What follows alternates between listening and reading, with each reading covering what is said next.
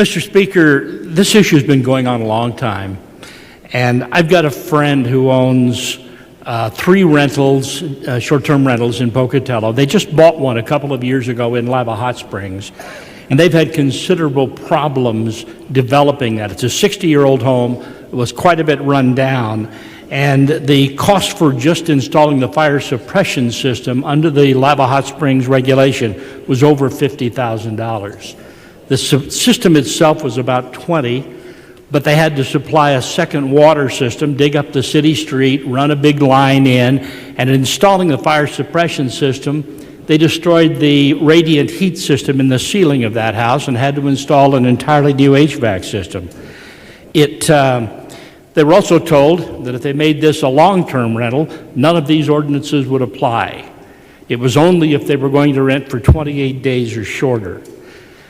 They were restricted on the number of people in the home.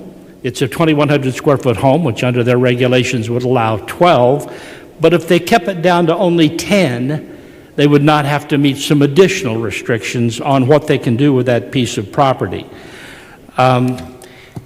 This morning, we get an email from the mayor of that community that says if we back off this bill, they'll back off their regulations. They know they've been making egregious requirements of those kind of properties, and it's time. Much as I have been a proponent of local control, they've gone too far. And it's time for us to step in and do something about what's been happening and give property owners their rights back. Thank you. Thank you, gentlemen.